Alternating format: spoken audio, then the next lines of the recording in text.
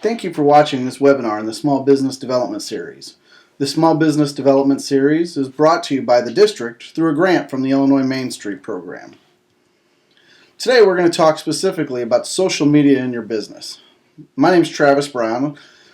I am the Director of Business Development here at Rekusic. We're a marketing and design firm in Quincy, Illinois, but prior to this I was the Executive Director for the district.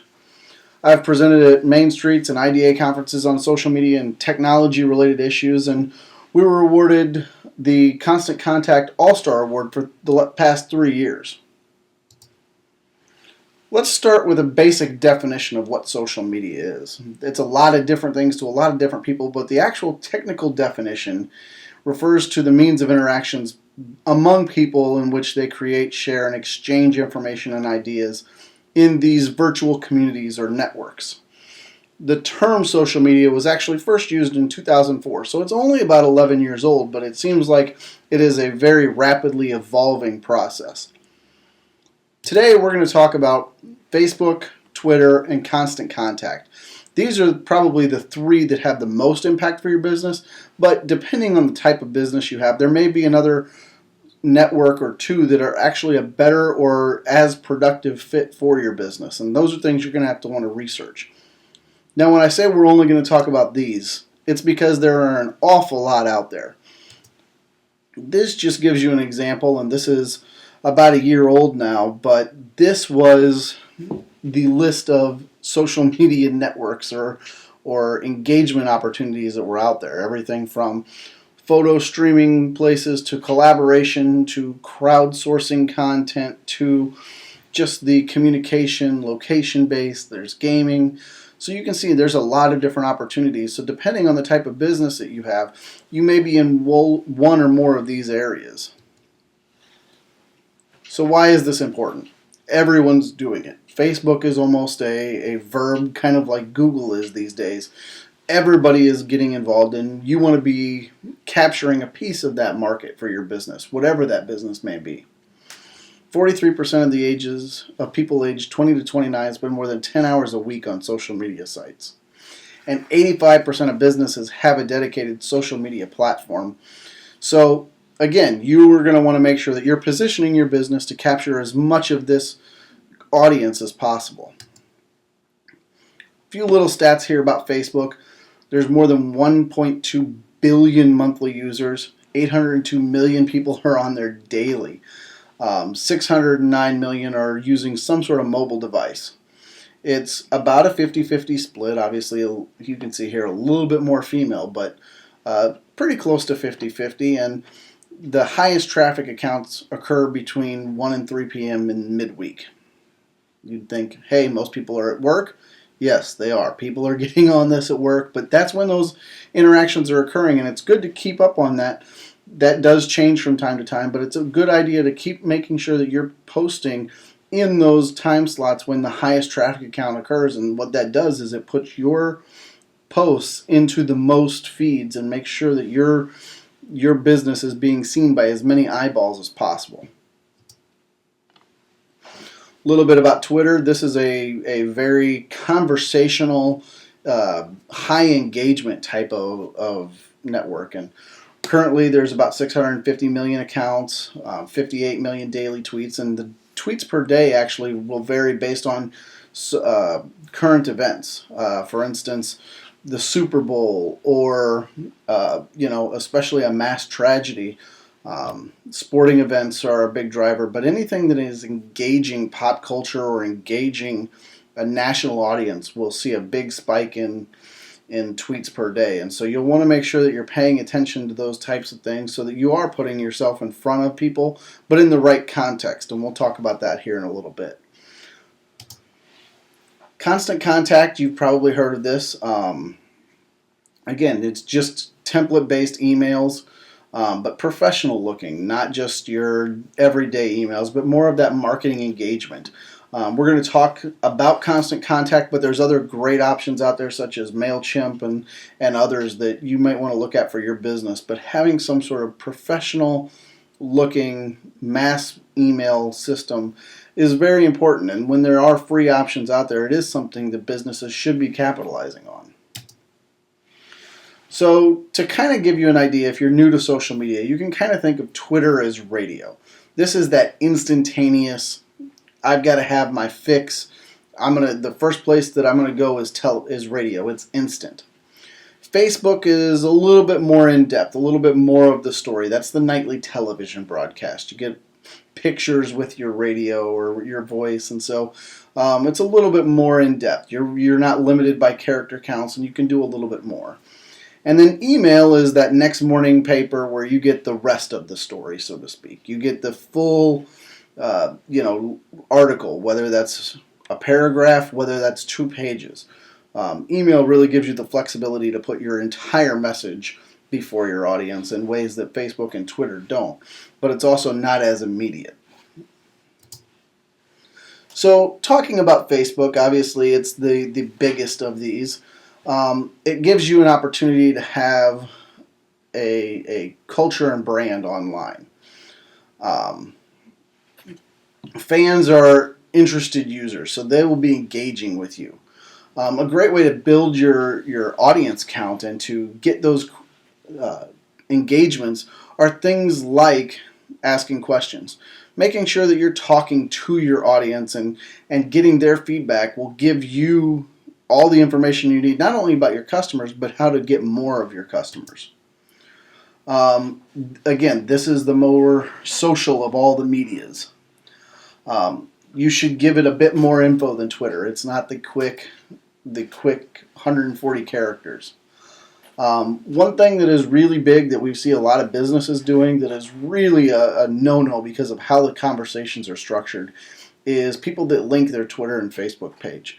This is a very easy thing to do for businesses to try to save time, but it actually serves as more of a detriment because the conversations vary so differently. As I mentioned, Facebook is that little bit more, a little bit extra, more pictures, more of the story. Twitter is more conversational, very quick, very immediate. And so when you're posting the same thing to both, you may hit on one and not the other, or you may miss both because you're not crafting your message appropriately. So make sure you're cognizant of that and take time to devote to both if these are social platforms that you want to be on. And then again with Facebook, make it shareable. Pictures and links work great. Pictures are phenomenal, and there's an easy way, especially on people's mobile devices, for them to share that very quickly. On Twitter, balance personal, promotional, and conversational. But be genuine. Be engaging, but be yourself. Your social media presence should be an extension of the conversation that would be had if somebody was in front of you at your counter or across the desk from you. That's the genuine part that needs to be conveyed in these social platforms. Be interesting, informative, and be entertaining. A lot of people just try to be just talking about their business, but talk about your personal life. Talk about, the funny things that happen in your office. Those will really start to build your followers and get your client and your audience list up so that when you do have genuine messages about your products, they're hitting as many eyeballs as possible. Posting on Twitter, don't try to post it all. Again, this is where Facebook and Twitter have very different opportunities for you. Make it catchy and something that will be retweeted. That's what an RT is. It's when I see something I like, I can retweet it, and all of a sudden it goes to all of my followers. So the more you're engaging your customers and the more you're getting them to retweet your message, the more eyeballs you're going to get in front of and the more audience you're going to build for yourself. Hashtags. Facebook is starting to play around with these, but really Twitter is where the hashtags live at this point. And hashtags are a way to organize conversations. So whether it's small biz or shop local, or maybe it's one for your community or for your business industry or your business itself, using hashtags is a great way to organize your conversation. And then encourage your employees and your partners to share the information. Again, that just makes it personal and really does help build your audience in a great native way. Again, don't ask for a retweet. There's a lot of businesses that do this. Please retweet this. And it doesn't drive home the message the way a true engagement would. You tend to have people not retweet it and drop off your followers list. So make sure that you're coming up with those engaging posts rather than just asking for a retweet of something that maybe didn't hit that mark. In email, make sure you're informative, fun, and again, be genuine. That's really what the message of today is. These are all just extensions of your business. So the more genuine you can be in these, the best it's going to be. Include links to websites and other opportunities. Knowing the frequency, this is a tough one for businesses. Some businesses are geared to have 5, 6 emails a month. Some it's once a month. Some it's once a quarter. You really have to know your audience, and some of that's going to be trial by fire, and some of it's going to be talking to them when they're in the store, when they're in your place of business. Talk to them. See what information they're wanting to get from their emails and how often they're wanting to get those. Excuse me. And then use one template. You can put a lot of different content and organize the content a little differently, but using one template will really help increase your brand consistency and drive home your branding. Again, with email, make sure you're going through your list. This means you got to take some time and devote to this every month, but it removes those bad emails. It gets rid of the people who aren't truly engaging with what you're doing. And using lists helps you get the right information to the right people. So if I've got a retail shop and I'm selling 8 different lines, I might have 8 different emails for people that are interested in those particular products.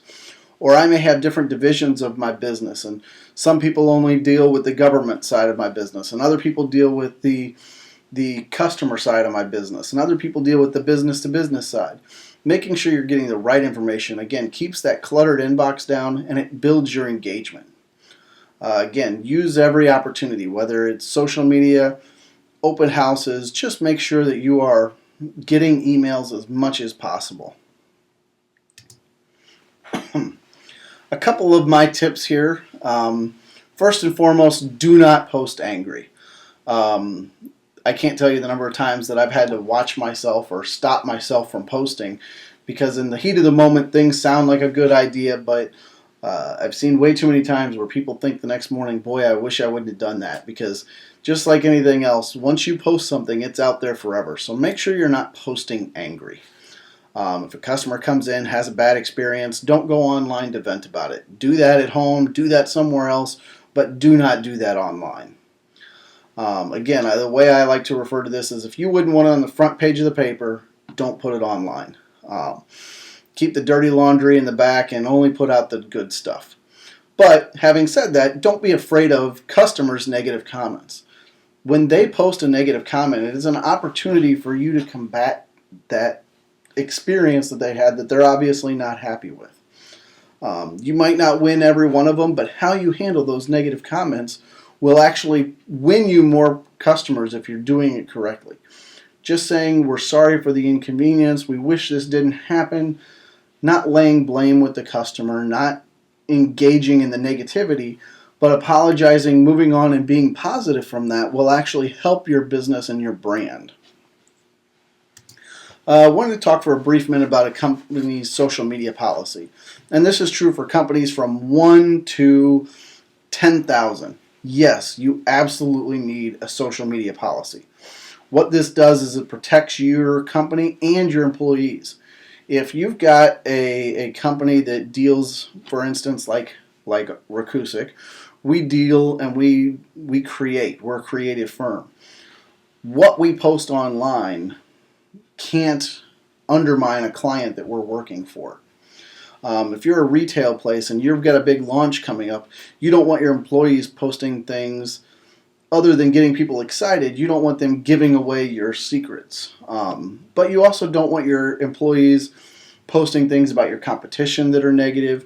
You really need to have some different scenarios that you've thought through and make sure that it aligns with your company's code of conduct. Making sure that you've got this policy in place and that it's in writing and given to all of your employees, whether they're on social media or not, will really help all of you build your social presence as a company.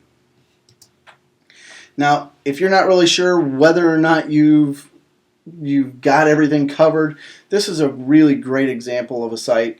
They've got many different social media policies on this website here, socialmediagovernance.com. You can log on, check those out, and really get a good sense of different types of businesses and how companies are handling their social media. So wrapping up again, I want to thank everybody for tuning into this webinar series. If anybody has any questions or would like to get more information, they can reach out to us. Again, my name is Travis Brown. I'm the Director of Business Development at Rekusic. You can see all my contact information there, and we really appreciate everybody's time. Again, we want to remind you that the Small Business Development Series is provided by the district through a grant from the Illinois Main Street Program.